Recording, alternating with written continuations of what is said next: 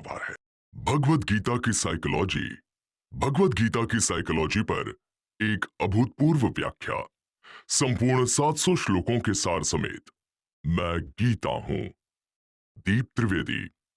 Best sellers मैं कृष्ण हूं और मैं मन हूं के लेखक द्वारा लिखित। अध्याय 2। पिछले अध्याय में आपने देखा कि कृष्ण ने युद्ध नहीं करने के अनेक कारण देते हुए धनुष बाण त्याग दिए। इस सूरत में अब एक ही सवाल बचता है कि कृष्ण किस हद तक वो कितना अर्जुन की बातों से राजी हैं। यदि कृष्ण अर्जुन की बातों से सहमत हैं, तब तो फिर कोई बात ही नहीं बचती है, गीता यहीं समाप्त हो जाती। लेकिन ऐसा हुआ नहीं। अर्जुन से सहमति दिखाने के बजाय कृष्ण ने शोकाकुल अर्जुन से आश्चर्यचकित होते हुए कहा कि हे अर्जुन, तुझे असमय का ये मोह किस हेतु से प्राप्त हुआ है? और ये एक वाक्य ही कृष्ण के साइकोलॉजिकल ज्ञान को दर्शाने हेतु पर्याप्त है। ये पहला वाक्य है जो गीता में कृष्ण ने कहा है, परंतु इतना सटीक कि बार बार कृष्ण के साइकोलॉजिकल ज्ञान को सलाम करने को जी करता है। असमय यानी गलत समय। कृष्ण कह रहे हैं कि अर्जुन, तुझे कौरवों से युद्ध टालना ही था तो पिछले 40 वर्षों में तुझे युद्ध टालने के 40 मौके उपलब्ध थे। मैं तो युद्ध टालना चाहता ही था, तू भी सहयोग कर देता तो ये नौबत ही ना आती। लेकिन आज जब किसी भी क्षण युद्ध प्रारंभ होने को है, तब तेरा ये विचार समय की चाल से मेल नहीं खाता, क्योंकि अब ये युद्ध अटल हो चुका है। और जो अटल हो जाए, जिसे बदला ही न जा सकता हो, हे अर्जुन, उसे स्वीकारने के अलावा मनुष्य के पास अन्य कोई उपाय होता ही नहीं है। आज तो तू यहां से जाना भी चाहे तो भी तुझे जाने कौन देगा? आज यहां तेरी कोई नहीं सुनेगा। अतः आज तेरा युद्ध न करने का विचार सिवाय एक मोह के और कुछ नहीं है। आगे कृष्ण कह रहे हैं कि अर्जुन, तू चाहे जो समझकर बड़ी बड़ी बातें कह गया हो, युद्ध न करने के कैसे ही तर्कपूर्ण कारण दे रहा हो, परंतु ये स्पष्ट समझ ले कि असमय का ऐसा मोह पकड़ना श्रेष्ठ पुरुषों का लक्षण नहीं है। और ये कहकर कृष्ण ने एक बार फिर सिद्ध कर दिया कि वे मनुष्य की साइकोलॉजी के सरताज हैं। और ये हर एक को समझना जरूरी है। यही मेरा महत्व है। कृष्ण की यही साइकोलॉजिकल पकड़ मुझे महान से महानतम ग्रंथ बनाती है। और कृष्ण की कही इस बात को विस्तार से समझने हेतु थोड़ा मनुष्य की संरचना तथा उसकी कार्य प्रणाली को समझ लेना। मनुष्य के पास तीन बड़ी शक्तियां हैं। एक है अहंकार, जो स्वार्थ की सोचता है और फिर उस पर अड़ जाता है। दूसरी है बुद्धि, जो कि गलत अहंकार को भी अच्छे शब्दों और विचारों को जामा पहनाती है। और तीसरा है उसका मन, जो कुदरत के निकट है, वो एक फ्लो में बहता है। और उसकी इन तीनों शक्तियों के भीतर क्या चल रहा है, वह वो तीन जगहों से प्रकट करता है। एक आंख, दूसरा जुबान, व तीसरा हाव भाव से। अब यदि मनुष्य जो भीतर है वही बाहर प्रकट कर रहा है, तो तीनों में एक सामंजस्य होता है। तीनों में कोई विरोधाभास कभी नहीं होता है। यही कारण है कि झूठ बोलते वक्त मनुष्य आंख चुराता है। और अब कृष्ण को तो ये सब समझाने की जरूरत ही नहीं, वे तो इस पूरी संरचना के बेताज बादशाह हैं। सो कुल मिलाकर कृष्ण ने अर्जुन का एक एक शब्द सुना है, उसके हाव भाव तथा उसकी आंखों का टपटपाना भी देखा है। और वे जानते हैं कि अर्जुन के शब्दों, उसकी आंखों तथा उसके हाव भावों में कोई सामंजस्य नहीं है। अर्थात भीतर कुछ और चल रहा है तथा वो बाहर कुछ और प्रकट कर रहा है। ये स्पष्ट समझ लेना कि अर्जुन जो कह रहा है वही उसके मन में होता तो भी कृष्ण उससे एक बार को सहमत हो जाते। लेकिन वो चालाकी दिखा रहा है, मन में कुछ और है, वो कह कुछ और रहा है। और ये तो कृष्ण को चल ही नहीं सकता। बस यही बात आपको विशेष तौर पर समझने की है।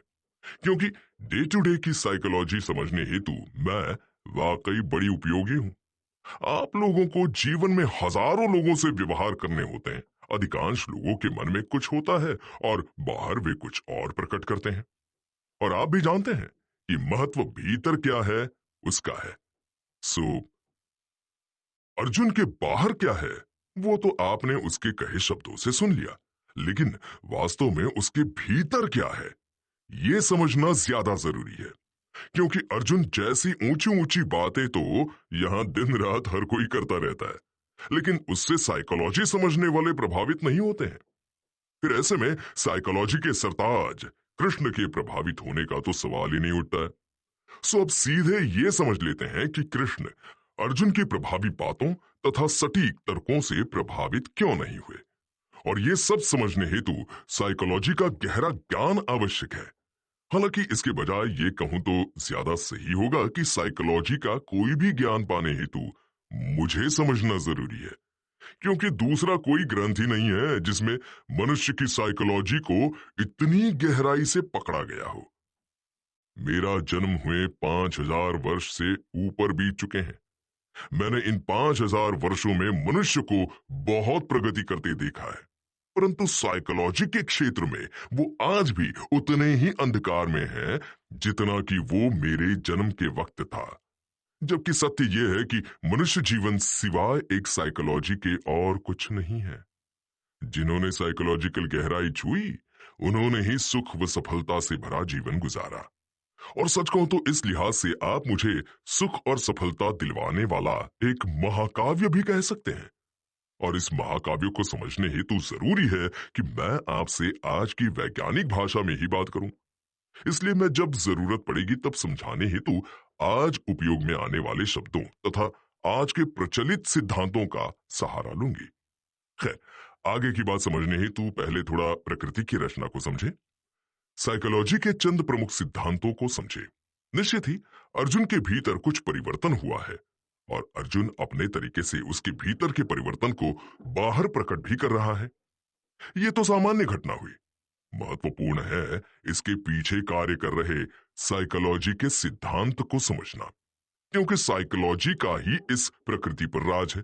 अतः साइकोलॉजी के इस सिद्धांत को समझने हेतु पहले यह समझ लो कि टाइम एंड स्पेस के सिद्धांत के आधार पर यहां दो जगत एक साथ अस्तित्व में है। पहला है बाह्य जगत, जिसे आप आज की वैज्ञानिक भाषा में स्पेस कह सकते हैं। यह बाह्य जगत मात्र परिणामों का जगत है। दूसरा है भीतरी जगत, जिसे आप आज की भाषा में टाइम भी कह सकते हैं। और महत्वपूर्ण ये कि बाह्य जगत में घटने वाली तमाम घटनाओं के कारण यहां भीतरी जगत में छिपे रहते हैं। और ये नियम है कि बिना भीतरी परिवर्तन के कोई बाहरी परिवर्तन नहीं आता है। इसी बात को आज की भाषा में कहूं तो बिना समय के परिवर्तित हुए बाहर कोई परिवर्तन नहीं आता है। इसलिए समय और उसके सिद्धांत बड़े महत्वपूर्ण हैं। खैर, अभी तो कुल मिलाकर कहने का तात्पर्य ये कि अर्जुन के भीतर कुछ परिवर्तन आया है जो बाहर प्रकट हो रहा है, लेकिन बाहरी परिवर्तन का महत्व नहीं, क्योंकि उसकी जड़ भीतर छिपी हुई होती है।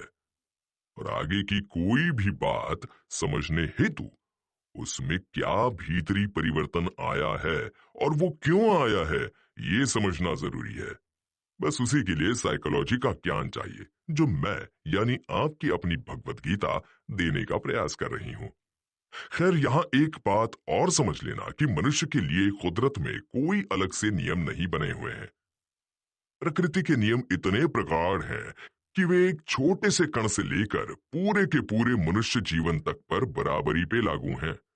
और प्रकृति के सारे परिवर्तनों पर आपके युग के महान वैज्ञानिक न्यूटन, जिन्हें आप आज के युग के महान दार्शनिक भी कह सकते हैं, का दिया गति का सिद्धांत लागू है। फिर वो गति परिवर्तन चाहे निर्जीव वस्तुओं में हो या मनुष्य के मन में। और न्यूटन का गति का वो सिद्धांत क्या है, जरा याद कर लो। सिद्धांत है कोई भी गतिमान वस्तु तब तक समान गति से गतिमान रहेगी जब तक कि उस पर किसी बाह्य फोर्स का दबाव न आ जाए। और निश्चित ही ये बाह्य प्रभाव दो तरफा हो सकता है। यदि दबाव गति की दिशा में हो तो उस दिशा में जाने की गति तेज हो जाती है, और दबाव यदि विपरीत दिशा में हो तो गति मंद पड़ जाती है। अब थोड़ा इसी बात को अर्जुन के उदाहरण से समझें।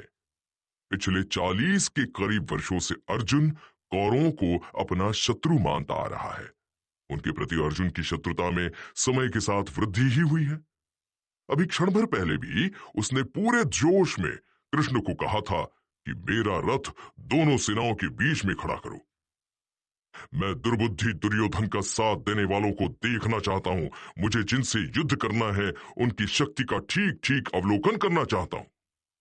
यानी वो क्षण भर पहले भी युद्ध की चाह से भरा था। उसका दुर्योधन को दुर्बुद्धि कहना स्पष्टतः दर्शाता है कि उसे क्षण भर पूर्व भी कौरवों पर क्रोध ही था। तो फिर 40 वर्षों में जो परिवर्तन नहीं आया वो पल भर में कैसे आ गया? और गति के नियम के आधार पर समझे तो बिना कुछ नया घटे गति में परिवर्तन आ नहीं सकता है। यह भी स्पष्ट है कि परिवर्तन बहुत बड़ा आया है। 40 वर्षों से युद्ध को लालायित अर्जुन अब युद्ध करने से इनकार कर रहा है। यानी परिवर्तन निश्चित ही विपरीत दिशा में आया है, अर्थात दबाव अर्जुन पर विपरीत दिशा में पड़ा है। सवाल यही कि यह सब अचानक क्यों हुआ? बाहर ऐसा क्या घटा?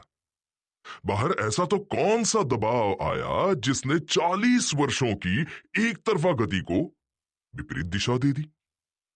तो निश्चित ही बाहर अर्जुन ने कौरवों की विशाल सेना देखी तथा उसमें उपस्थित अपने सगे संबंधी देखे। अब इतना तो आप समझ ही गए होंगे कि अर्जुन में परिवर्तन कौरवों की सेना को देखने से आया। ये भी समझ गए होंगे कि उस देखने ने अर्जुन के युद्ध की लालसा को गति देने की बजाय व्यवधान पहुंचाने का कार्य किया।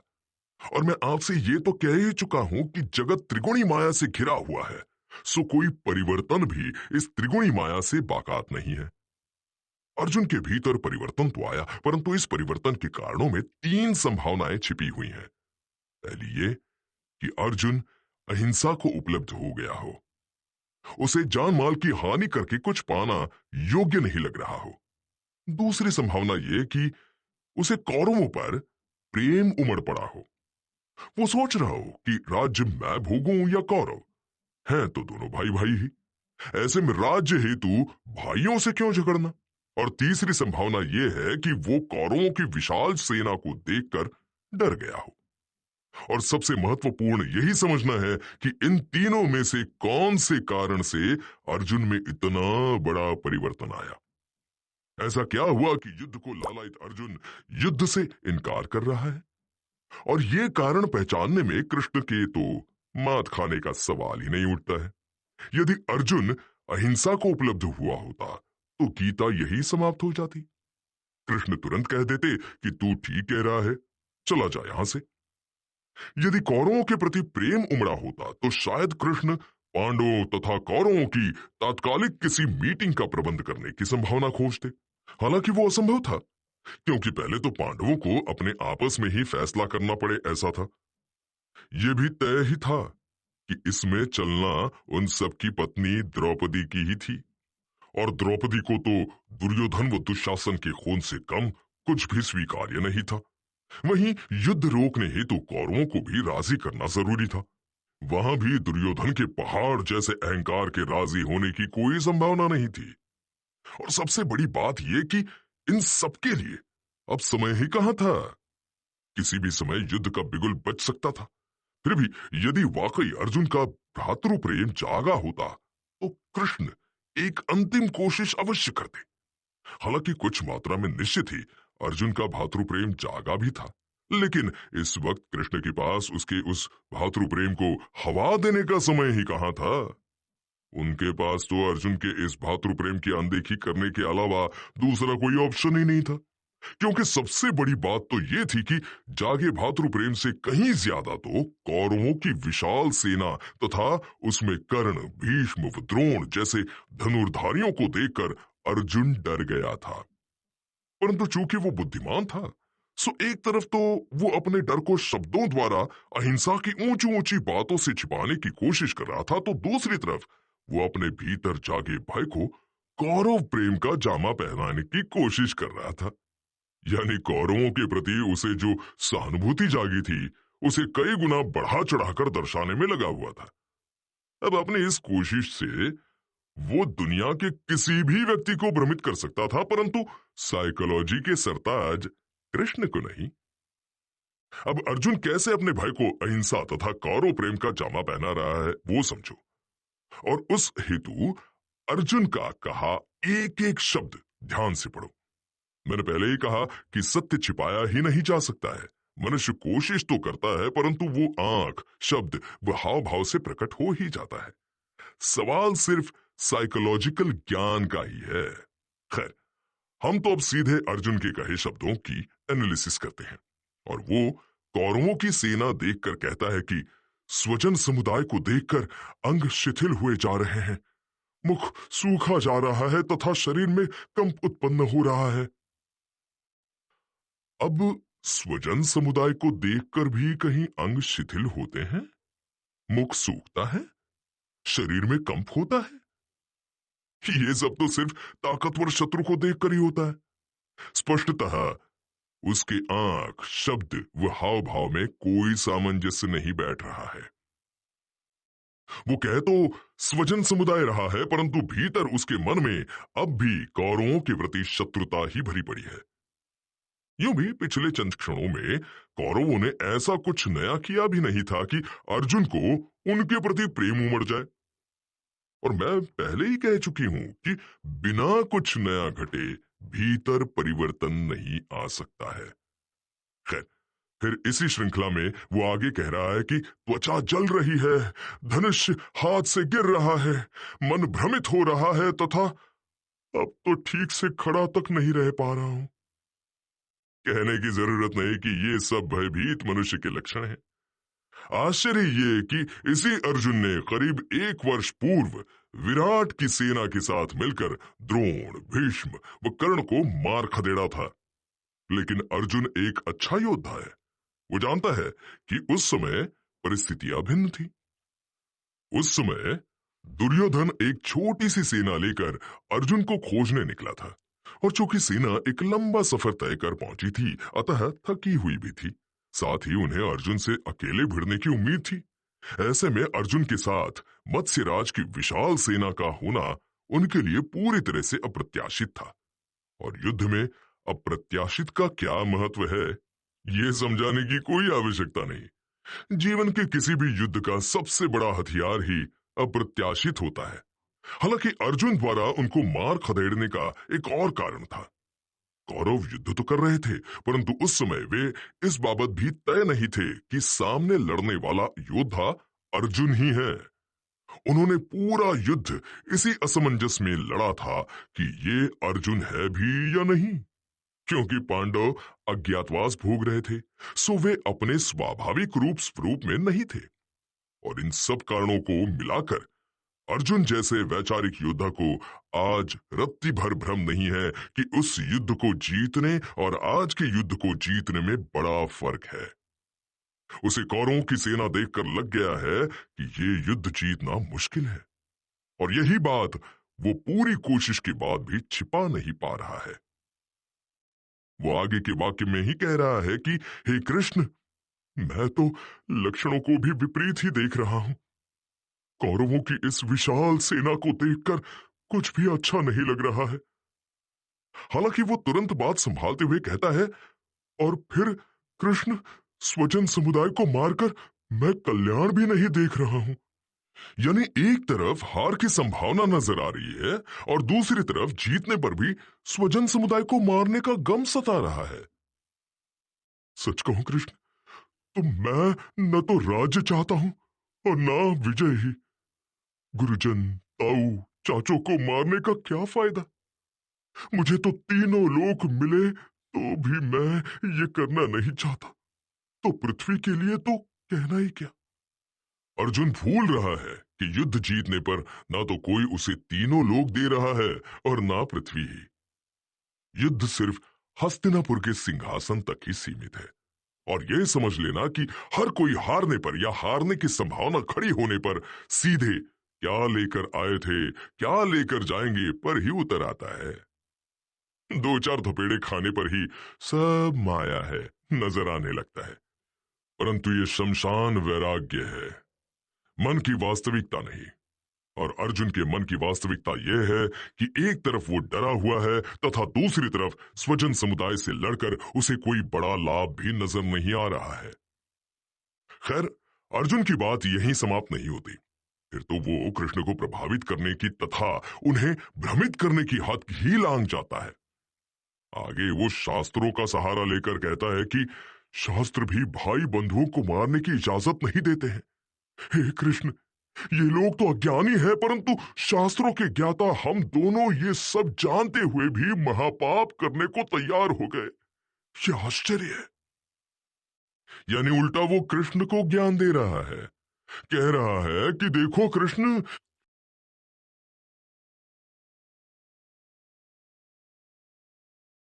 भगवत गीता की साइकोलॉजी